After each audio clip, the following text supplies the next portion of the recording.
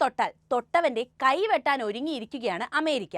നെതന്യാഹുവിനെ തൊട്ടുകളിച്ചാൽ കാനഡയുടെ സാമ്പത്തിക മേഖല കശക്കിയേറിയുമെന്ന മുന്നറിയിപ്പുമായി അമേരിക്ക രംഗത്തെത്തിയിട്ടുണ്ട്. ട്രംപിന്റെ വരവോടെ യുദ്ധങ്ങൾക്ക് പരിഹാരമുണ്ടാകുമെന്ന പ്രതീക്ഷ നഷ്ടമാവുകയാണോ? ബൈഡൻ കൊളുത്തിയ തീ ആളി കത്തിക്കുകയാണോ ട്രംപിന്റെ ഈ രണ്ടാം വരവോടെ?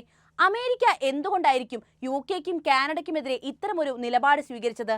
നമുക്ക് വിശദമായി തന്നെ മനസ്സിലാക്കാം. അന്താരാഷ്ട്ര ക്രിമിനൽ കോടതിയിൽ നിന്നുള്ള അറസ്റ്റ് വാറന്റിന്റെ അടിസ്ഥാനത്തിൽ ഇസ്രയേൽ പ്രധാനമന്ത്രി ബെഞ്ചമിൻ നെതന്യാഹുവിനെ അറസ്റ്റ് ചെയ്തേക്കാമെന്ന് കാനഡ പ്രധാനമന്ത്രി ട്രൂഡോ പ്രഖ്യാപിച്ചതിന് തൊട്ടുപിറകെയാണ് ബ്രിട്ടീഷ് പ്രധാനമന്ത്രിയും അക്കാര്യം സ്ഥിരീകരിച്ച് രംഗത്തെത്തിയത്. എന്നാൽ കളി ഇസ്രയേലിനോട് വേണ്ടെന്ന ശക്തമായ മുന്നറിയിപ്പാണ് അമേരിക്കൻ നിയുക്ത പ്രസിഡന്റ് ഡൊണാൾഡ് ട്രംപ് നൽകുന്നത്. അന്താരാഷ്ട്ര ക്രിമിനൽ കോടതിയുടെ വിധി അനുസരിച്ച് പ്രവർത്തിക്കാൻ തുനിയുന്നവരെ സാമ്പത്തികമായി ഞെരുക്കുമെന്ന് റിപ്പബ്ലിക്കൻ സെനറ്ററും ട്രംപിന്റെ അടുത്ത അനുയായിയുമായ ലിൻസെ ഗ്രഹാം മുന്നറിയിപ്പ് നൽകിയിരിക്കുകയാണ്. ഇതോടെയാണ് ഇസ്രയേലിനെ തൊട്ടാൽ ട്രംപും കളത്തിലിറങ്ങുമെന്ന കാര്യം ലോകത്തിന് വ്യക്തമായത്. ഏതൊരു രാജ്യവും സംഘടനയും ഈ വിധി നടപ്പിലാക്കാൻ ശ്രമിക്കുകയാണെങ്കിൽ അമേരിക്കയിൽ നിന്നും കടുത്ത പ്രതിരോധം അഭിമുഖീകരിക്കേണ്ടി വരുമെന്നും അദ്ദേഹം പറയുന്നുണ്ട്. ശക്തമായ പ്രതികരണം നൽകുവാൻ താൻ പ്രസിഡന്റ് ട്രംപുമായും അദ്ദേഹത്തിന്റെ ടീമുമായും സഹകരിച്ച് പ്രവർത്തിക്കുമെന്നും അദ്ദേഹം സൂചിപ്പിച്ചു. അമേരിക്കയും ഇസ്രയേലും അന്താരാഷ്ട്ര ക്രിമിനൽ കോടതിയിൽ അംഗങ്ങളല്ല. എന്നാൽ അതിലെ ഒരു അംഗം എന്ന നിലയിൽ അന്താരാഷ്ട്ര കോടതിയുടെ ഉത്തരവുകൾ നടപ്പാക്കാനുള്ള ബാധ്യത ബ്രിട്ടനുണ്ട്. നെതന്യാഹുവിന്റെ പേര് പരാമർശിച്ചില്ലെങ്കിലും അന്താരാഷ്ട്ര കോടതിയുടെ വിധി നടപ്പിലാക്കാനുള്ള നിയമപരമായ ഉത്തരവാദിത്തം ബ്രിട്ടനുണ്ട് എന്നായിരുന്നു അവരുടെ നിലപാട്. ഗാസയിൽ യുദ്ധക്കുറ്റങ്ങൾ നടന്നു എന്നാരോപിച്ച് ഇക്കഴിഞ്ഞ വ്യാഴാഴ്ചയായിരുന്നു ബെഞ്ചമിൻ നെതന്യാഹുവിനും മുൻ ഇസ്രയേൽ പ്രതിരോധ മന്ത്രി യോവ് ഗാലന്റിനും എതിരെ അന്താരാഷ്ട്ര ക്രിമിനൽ കോടതി അറസ്റ്റ് വാറന്റ് പുറപ്പെടുവിച്ചത്. ഒരു രാജ്യമെന്ന നിലയിൽ അന്താരാഷ്ട്ര കോടതിയുടെ ഉത്തരവ് നടപ്പിലാക്കാൻ തുനിഞ്ഞാൽ നിങ്ങൾക്കെതിരെ ശക്തമായ ഉപരോധം ഏർപ്പെടുത്തുമെന്നായിരുന്നു നിയമജ്ഞൻ കൂടിയായ സെനറ്റർ ഗ്രഹാം ഫോക്സ് ന്യൂസിനോട് പറഞ്ഞത്. ഇസ്രയേലികൾ ശ്രമിക്കുന്നത് രണ്ടാം ഹോളോകോസ്റ്റ് ഒഴിവാക്കാനുള്ള ശ്രമങ്ങളാണ്. അതുകൊണ്ട് തന്നെ സഖ്യകക്ഷികളായ കാനഡ, ബ്രിട്ടൻ, ജർമ്മനി, ഫ്രാൻസ് എന്നിവരോട് പറയുന്നുണ്ട്, അന്താരാഷ്ട്ര കോടതിയുടെ ഉത്തരവ് നടപ്പാക്കാൻ ഇറങ്ങിത്തിരിച്ചാൽ ശക്തമായ ഉപരോധം അഭിമുഖീകരിക്കേണ്ടതായി വരും എന്നാണ് സൗത്ത് കരോലിനയിൽ നിന്നുള്ള സെനറ്റർ പറഞ്ഞത്. അത്തരമൊരു ഉപരോധം എപ്രകാരമായിരിക്കും എന്ന ചോദ്യത്തിന് അദ്ദേഹം പറഞ്ഞത് ആ രാജ്യങ്ങളുടെ സമ്പദ്ഘടനയെ ഞെരിച്ചമർത്തും എന്നാണ്. ഒരുപക്ഷെ നാളെ അവർ ട്രംപിനോ മറ്റേതെങ്കിലും അമേരിക്കൻ പ്രസിഡന്റിനോ എതിരെ ഇത്തരത്തിലുള്ള നടപടി സ്വീകരിക്കില്ലെന്ന് ആരു കണ്ടു എന്നൊരു മറുചോദ്യവും അദ്ദേഹം ഉന്നയിച്ചിട്ടുണ്ട്. ഏതായാലും അന്താരാഷ്ട്ര കോടതി വിധി പാശ്ചാത്യ ശക്തികളെ രണ്ട് ചേരിയിൽ ആക്കിയിരിക്കുകയാണ്. ചില രാജ്യങ്ങൾ പരസ്യമായി തന്നെ തങ്ങൾക്ക് നിയമപരമായുള്ള ഉത്തരവാദിത്തം നടപ്പിലാക്കാൻ കഴിയില്ലെന്ന് പ്രഖ്യാപിച്ചു കഴിഞ്ഞു. അന്താരാഷ്ട്ര കോടതിയിൽ അംഗമല്ലാത്ത അമേരിക്കയുടെ നിലവിലെ പ്രസിഡന്റ് ജോ ബൈഡനും കോടതി വിധിയെ തള്ളിക്കളഞ്ഞിട്ടുണ്ട്. ഇസ്രയേലിനോടുള്ള പിന്തുണ ആവർത്തിച്ചുറപ്പിക്കാനാണ് ഇത്തരം വിധിക്ക് കഴിയുകയുള്ളൂ എന്നായിരുന്നു അദ്ദേഹത്തിന്റെ വാക്കുകൾ. അതേസമയം അന്താരാഷ്ട്ര നിയമങ്ങൾ പാലിക്കുന്ന കീഴ്വഴക്കങ്ങൾ ചൂണ്ടിക്കാണിച്ച ബ്രിട്ടനെ പോലുള്ള ചില രാജ്യങ്ങൾ ഇസ്രയേലുമായി ചർച്ചകൾ തുടരേണ്ടതിന്റെ പ്രാധാന്യവും എടുത്തു പറഞ്ഞിട്ടുണ്ട്. അതേസമയം ഒരു ജനാധിപത്യ രാജ്യത്തിലെ തെരഞ്ഞെടുക്കപ്പെട്ട ഭരണാധികാരിയെയും ഭീകര സംഘടനാ നേതാക്കളെയും ഒരേ തട്ടിൽ കാണാൻ കഴിയില്ലെന്നും ബ്രിട്ടൻ വ്യക്തമാക്കിയിട്ടുണ്ട്. ഇസ്രയേലിന് അവരുടെ രാഷ്ട്രത്തെ പ്രതിരോധിക്കാനുള്ള അവകാശമുണ്ടെന്നും ബ്രിട്ടൻ വ്യക്തമാക്കി കഴിഞ്ഞു. ബ്രിട്ടനൊപ്പം തന്നെയാണ് നെതന്യാഹുവിനെതിരായ അന്താരാഷ്ട്ര ക്രിമിനൽ കോടതിയുടെ അറസ്റ്റ് വാറന്റ് പാലിക്കുമെന്ന് പ്രഖ്യാപിച്ച് കാനഡയും രംഗത്തെത്തിയത്. അന്താരാഷ്ട്ര നിയമങ്ങൾ ഉയർത്തിപ്പിടിക്കുമെന്നും അന്താരാഷ്ട്ര കോടതികളുടെ ഉത്തരവുകൾ നടപ്പിലാക്കുമെന്നും കനേഡിയൻ പ്രധാനമന്ത്രി ജസ്റ്റിൻ ട്രൂഡോയുടെ പ്രഖ്യാപനമാണ് അമേരിക്കയെ വല്ലാതെ ചൊടിപ്പിച്ചത്. ഗാസയിൽ ജനങ്ങളെ കൊന്നൊടുക്കുന്നെന്നും മനുഷ്യരാശിക്കെതിരായ കുറ്റങ്ങളും യുദ്ധക്കുറ്റങ്ങളും ചെയ്യുന്നുവെന്നും കാണിച്ച് വ്യാഴാഴ്ചയായിരുന്നു ICC നെതന്യാഹുവിനും ഇസ്രയേലിന്റെ മുൻ പ്രതിരോധ മന്ത്രി യോവ് ഗാലന്റിനുമെതിരെ അറസ്റ്റ് വാറന്റ് പുറപ്പെടുവിച്ചത്. വാറന്റ് നടപ്പിലാക്കുമെന്നും രാജ്യത്തെത്തിയാൽ നെതന്യാഹു അറസ്റ്റ് ചെയ്യപ്പെട്ടേക്കുമെന്നും ബ്രിട്ടീഷ് പ്രധാനമന്ത്രി കെയർ സ്റ്റാർമറും പ്രതികരിച്ചിട്ടുണ്ട്. അതേസമയം നെതന്യാഹുവിനെ UK പോലീസ് അറസ്റ്റ് ചെയ്യുമോ എന്ന വിഷയത്തിൽ വ്യക്തമായ പ്രതികരണത്തിന് പ്രധാനമന്ത്രി കെയർ സ്റ്റാർമറുടെ വക്താവ് തയ്യാറായിട്ടില്ല.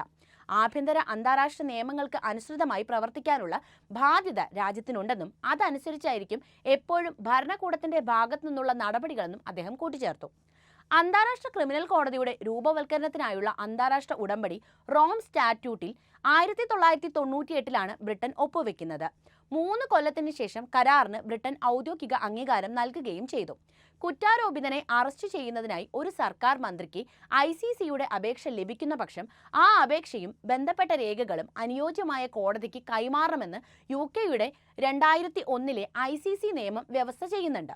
ICC പുറപ്പെടുവിച്ച അറസ്റ്റ് വാറന്റ് പരിശോധിച്ച് ജുഡീഷ്യൽ ഉദ്യോഗസ്ഥന് രാജ്യത്തിലെവിടെയും ആ വാറന്റ് നടപ്പിലാക്കാനുള്ള അധികാരമുണ്ടെന്നും നിയമത്തിൽ പറയുന്നുണ്ട്. ICC കുറ്റം ചുമത്തിയ ഒരു വ്യക്തിയും ഇതുവരെ UK സന്ദർശിക്കാത്തതിനാൽ ഈ നിയമം ഇതുവരെ നടപ്പിലാക്കിയിട്ടില്ലെന്നും ഉദ്യോഗസ്ഥർ പറയുന്നു. നിയമം പാലിക്കാൻ തങ്ങൾ ബാധ്യസ്ഥരാണെന്നുള്ള കാര്യം മാത്രമാണ് ഉദ്യോഗസ്ഥർ ഇപ്പോൾ വ്യക്തമാക്കിയിരിക്കുന്നത്. അതേസമയം ട്രംപിന്റെ മുന്നറിയിപ്പ് കാനഡയിലെയും അതേപോലെ തന്നെ ബ്രിട്ടനിലെയും ജനങ്ങളെ അമേരിക്കയ്ക്ക് എതിരാക്കിയിട്ടുണ്ട്. ഇസ്രയേലിനെ തകർക്കാൻ ശ്രമിക്കുന്നവർക്ക് ഭാവിയിൽ കടുത്ത പ്രതിസന്ധി നേരിടേണ്ടി വരുമെന്ന് തന്നെയാണ് ഇവരുടെ വിശ്വാസം. നിലവിൽ ഇസ്രയേലിന്റെ ഏറ്റവും വലിയ പ്രതിയോഗിയായ ഇറാന്റെ അവസ്ഥ ലോകത്തിന് വ്യക്തമായി അറിയുകയും ചെയ്യാം.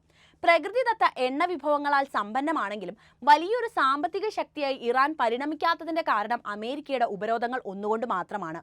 UKയുടെയും കാനഡയുടെയും സാമ്പത്തികം തകർത്തു കളയുമെന്ന അമേരിക്കയുടെ പ്രഖ്യാപനം ഇതിനോടകം തന്നെ സോഷ്യൽ മീഡിയയിൽ വൈറലായിട്ടുണ്ട്. എന്തായിരിക്കും അമേരിക്കയ്ക്ക് ഈ വിഷയത്തിൽ ഇത്രത്തോളം പ്രശ്നമെന്ന സംശയം നമുക്ക് തോന്നാം. അതിന്റെ ഉത്തരം പറയാം. കാനഡയുടെ പ്രധാനമന്ത്രി വ്യക്തമായി പറഞ്ഞ കാര്യമാണ് അന്താരാഷ്ട്ര നീതിന്യായ കോടതിയുടെ അറസ്റ്റ് വാറന്റ് നടപ്പിലാക്കും എന്ന കാര്യം. ഒരു കാര്യം കൃത്യമായി പറയാമല്ലോ, എന്ത് പറയണം, എങ്ങനെ പറയണം, എന്തൊക്കെ പറയാതിരിക്കണം എന്ന കാര്യത്തെക്കുറിച്ചൊന്നും തന്നെ വ്യക്തതയില്ലാത്ത വ്യക്തിയാണ് ഈ ട്രൂഡോ. അടുത്ത ദിവസങ്ങളിലായി വന്ന റിപ്പോർട്ടുകൾ പരിശോധിക്കുകയാണെങ്കിൽ നമുക്ക് ആ കാര്യം വ്യക്തമാകുകയും ചെയ്യും. ഇന്ത്യക്കെതിരെ ശക്തമായ നിലപാട് സ്വീകരിക്കുകയും പ്രധാനമന്ത്രി നരേന്ദ്രമോദിക്കും വിദേശകാര്യമന്ത്രി S ജയശങ്കറിനും ദേശീയ ഉപദേഷ്ടാവ് അജിത് ഡോവലിനും ഒക്കെ എതിരെ നിലപാടെടുത്ത വ്യക്തി കൂടിയാണ് ഈ ട്രൂഡോ. എന്നിട്ടോ ഇരു രാജ്യങ്ങളും തമ്മിലുള്ള നയതന്ത്ര ബന്ധം പോലും ആടിയുലഞ്ഞു. ഇതോടെ മലക്കം പറയുന്ന ട്രൂഡോയുടെ സർക്കാരിനെയാണ് നമ്മൾ കണ്ടത്. ഒരു വ്യക്തിയിൽ കേന്ദ്രീകരിച്ച് ഒരു രാജ്യതലവൻ ഇത്തരം പ്രസ്താവനകൾ നടത്തി രാജ്യത്തെ മുഴുവൻ ബുദ്ധിമുട്ടിക്കുന്ന പ്രവണതയാണ് ട്രൂഡോയുടെ ഭാഗത്ത് നിന്ന് എപ്പോഴും ഉണ്ടായിട്ടുള്ളത്.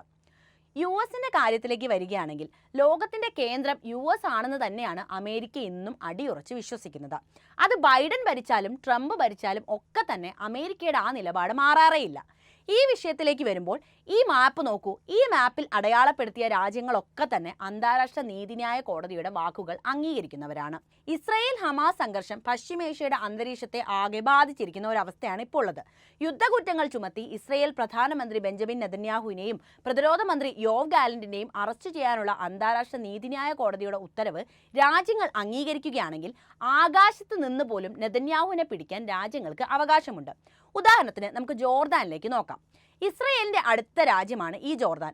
അന്താരാഷ്ട്ര കോടതി വിധി അംഗീകരിക്കുന്ന രാജ്യങ്ങളിൽ ഒന്നുകൂടിയാണ് ഈ ജോർദാൻ. അതുകൊണ്ട് തന്നെ നെതന്യാഹു ഇപ്പോൾ US മറ്റോ യാത്ര ചെയ്യുന്ന വേളയിൽ പോലും അദ്ദേഹത്തെ ആകാശത്ത് നിന്ന് അറസ്റ്റ് ചെയ്യാൻ ജോർദാൻ വിചാരിച്ചാൽ സുഖമായിട്ട് നടക്കും. യൂറോപ്പ്, ബ്രസീൽ, ഓസ്ട്രേലിയ എന്നീ രാജ്യങ്ങളുടെ ഒക്കെ അവസ്ഥ ഇങ്ങനെ തന്നെയാണ്. അവരുടെ ആകാശപാതയിൽ പോലും സഞ്ചരിക്കാൻ നെതന്യാഹുവിന് തടസ്സം സൃഷ്ടിക്കാൻ കോടതി വിധിയിലൂടെ സാധിക്കുന്നുണ്ട്. ട്രംപ് ഭരണത്തിലേറുമ്പോൾ പശ്ചിമേഷ്യയിലും യൂറോപ്പിലും തുടരുന്ന യുദ്ധത്തിന് ഒരു പരിധിവരെ പരിഹാരം കാണാൻ സാധിക്കുമെന്ന ലോകത്തിന്റെ പ്രതീക്ഷയ്ക്ക് മുകളിലേക്കാണ് ഇസ്രയേലിനെ തൊട്ടാൽ തൊട്ടവന്റെ കൈ വെട്ടിക്കളയുമെന്ന നിലപാട് അമേരിക്ക ഇപ്പോൾ സ്വീകരിക്കുന്നത്. ICCക്കെതിരെ ശക്തമായ നിലപാടാണ് US എന്തായാലും സ്വീകരിക്കാൻ പോകുന്നത്. ഈ കാര്യത്തിൽ ഇന്ത്യ ഇതുവരെ ഒരു നിലപാട് സ്വീകരിച്ചിട്ടില്ല. ഈ വിഷയത്തിൽ ഇന്ത്യ മൗനം പാലിക്കുന്നതാണോ അല്ലെങ്കിൽ എന്തെങ്കിലും തരത്തിൽ പ്രതികരിക്കണം എന്നാണോ നിങ്ങൾ കരുതുന്നത്? എന്തായാലും കമന്റ് ചെയ്യണേ.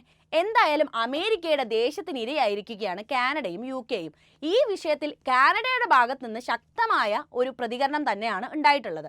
എങ്ങനെയാണ് അമേരിക്ക കാനഡയുടെയും അതേപോലെ തന്നെ UKയുടെയും സാമ്പത്തികത്തെ ഞെരുക്കുക എന്നതാണ് ഇനി കാണാനുള്ളത്. എന്തായാലും നമുക്ക് കൂടുതൽ അപ്ഡേറ്റ്സുകളുമായി വീണ്ടും എത്താം. നിങ്ങളുടെ അഭിപ്രായങ്ങൾ എന്ത് തന്നെയായാലും കമന്റ് ചെയ്യുക. ഒപ്പം വീഡിയോ ലൈക്ക് ചെയ്യാനും കൂടുതൽ ആളുകളിലേക്ക് ഈ അറിവുകൾ എത്താനൊന്ന് ഷെയർ ചെയ്യാനും പ്രത്യേകം ശ്രദ്ധിക്കുമല്ലോ.